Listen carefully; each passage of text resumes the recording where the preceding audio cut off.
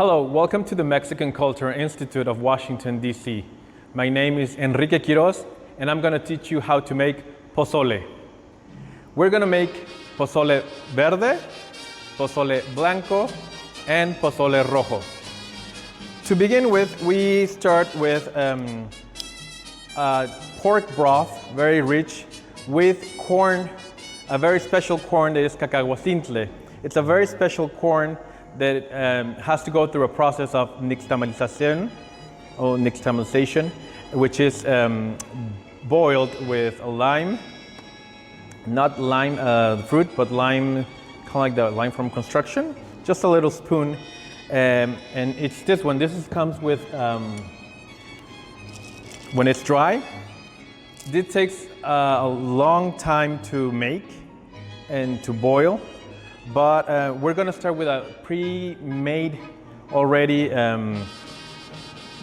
corn that comes in can, and it's pre-cooked, so it's easier. So we're going to start with in a pot with 2 liters of water, in which we will start making a really rich and flavorful pork broth with the cacahuazintle corn. So this is a full can. I think it's all around like it's like a gallon of corn. We're gonna bring this to a boil, and we're gonna combine it with the meat.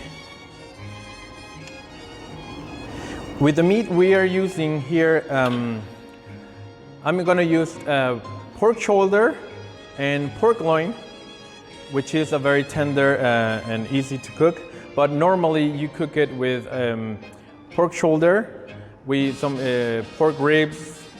We also do it with pork ears, head, and there's a very rich variety of ways to make pozole. Each region has their own specific ways to cook it.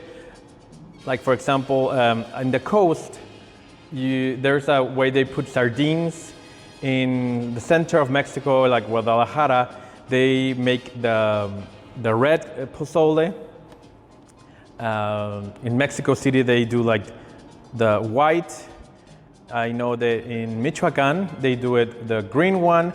And everyone makes their own version of it. There's many ways of doing it, even with the garnishes. A lot of people do it with lettuce.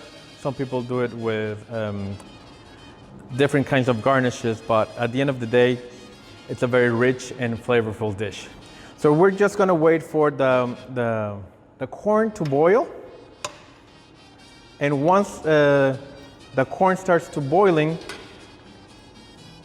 we're also gonna put the meat. Something really important that, this is a tip, you want to start cooking the meat with the cold water. You don't want it to put it when it's already heating, because what you're gonna do is seal the meat, and it's gonna take a little bit longer to cook. So we're just gonna add it immediately, the meat, once the meat, the water is cold. So it's also boiling all together, and it comes to a boil naturally. The name of the pozole, it comes from the Nahuatl pozole, which means boiling or foam, which it's very funny because the cacahuazintle corn, once it's very well cooked, it pops, and in Spanish we call it lo florea, or it flowers or it blooms. So it resembles kind of like the foam. So that's the name of where it comes from the Nahuatl pozole. And in Spanish it's called pozole. So right now we're just gonna flavor the broth that we're gonna start cooking here with the corn and the meats. The perfumes and all the spices that we're gonna start like putting in the meat, it's gonna be a full onion, a half of a head of garlic, oregano, and you can be as gentle or abundant as you like. This is marjoram, and since it's a little small pot, we're gonna use 2 bay leaves, and that's all. Once this is starting to boil, we can put the salt, and we'll go from there once it's boiling. So the white pozole has finished, and we have here, this is the base of pozole, which is like the white pozole. This one here. And to make it green, basically you have to put just the green sauce, which is made basically of tomatillos, which is this green tomato, jalapeños, 2 or 3, a full hand of tomatillos, poblano peppers, onion, garlic, and this pepitas, which is pumpkin seeds, that you have to roast them on a pan very lightly, not to burn them. And then you add basically anything that you want, that is green.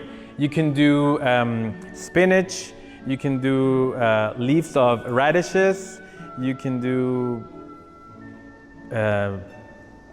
basically anything green that you like. And you boiled the tomatillos, the poblano peppers.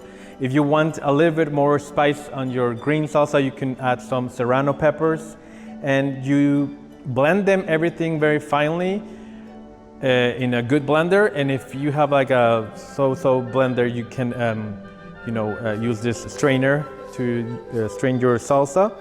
And basically this is what I'm gonna start doing. This is the final product of the green salsa, which is all these things blend very well. And what you do is, in your base, which is the white pozole, you just add as much or as little as you want, because everyone likes their food differently. I personally like it a little bit thick, more robust pozole, but you can add as little or as much as you like. And here you go. I just transformed the white pozole into green pozole. See, like right now, it's very watery, but as much as I add more salsa, it keeps thickening. And technically, you have to do this in the stove, in the pot. I'm just doing right now this in the cameras for demo, but as you can see, you keep adding as much salsa as you like until you have the consistency that you desired. And there we go, we have green pozole, which is our first color of our flag. And I'm gonna leave the white pozole as it is because we have green, white, and obviously we will finishing with the red salsa. In the red salsa, it's very easy too. Basically, it's made with guajillo pepper, guajillo pepper pots, which are this kind of dry pepper, and ancho pepper. What you do, you just remove the tail, open them, clean them very well, remove all the seeds, and there you go. You put them in water, hot boiling water. You let them hydrate a little bit, and again, you blend all these things in the blender with some onion, half an onion, some garlic, as much as you want, or a little that you want. You blend them very thoroughly, and this is the result that you get. It's a very colorful salsa. Guajillo peppers and ancho peppers are not spicy. They're just basically for flavor. If you want to add some kick, you just put some chile de árbol. Again, you just add it to the white base of your pozole blanco. You just add the salsa. And again, you add as much as you like. So we're all set, friends. We have the bandera pozole, which is the green, the white, and the red pozole. And to eat it, we have many ways to garnish it, or the condiments that we like to do. A lot of people use lettuce, and other people use cabbage. And again, as many ways are there to make, we eat it the way that we want it, right? So what I know and what I like is to garnish it with a little bit of lettuce on the top, like so.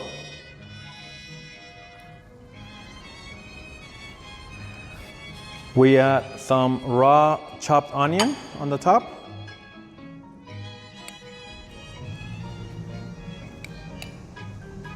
Again, you put as many or as little as you want. I put some little cilantro.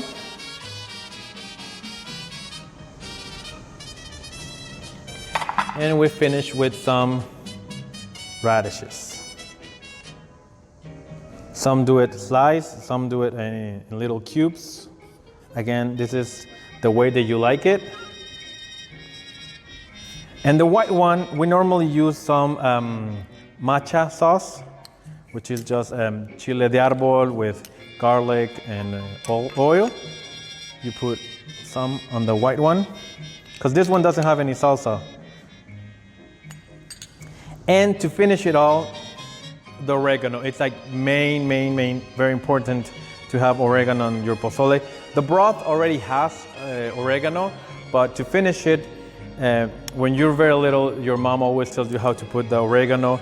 And basically you just grab a pinch, put it in your hand, you rub it until it's like very dusty. They say that you activate the essential oils of the oregano, and you put a little bit on top.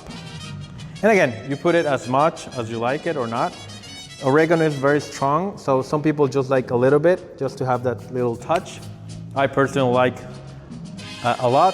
Pozole is a very nutritious dish. It has the carbohydrates of the cacahuazintle maize, the corn. It has the protein of the meat, of the pork. And also, again, I just garnish it with lettuce, onion, radishes, basically just put a salad on top. So it's a complete meal which has all the carbohydrates, proteins, and vitamins. And you just finish it with some lime. Some people put a little bit of avocado on the top, and there you go. Again, for your avocado not to get brown, just squish a lime on the top and you're good to go. And that's it, my friends. We always do it with some tostadas, which are these like hard tortillas. And basically that's it. This dish is very popular around September in our national day, el 15 de septiembre, or commonly known as el grito. And also in December. It's a very well and popular dish with family, where everyone gets together, and basically it's a very communal dish to have with family and friends. Again, hope you like it. It's a very easy technically to do dish. Basically the broth by itself, it's just, corn, spices, and the meat, and just add the salsa. Comment below how you like to eat your pozole, and let me know if you want me to teach you how to make the salsas in the near future. Hope you like this recipe, and happy Independence Day of Mexico. Feliz 15 de septiembre. Hasta luego, amigos. Soy Enrique Quiroz y fue un gusto servirles. Hasta luego.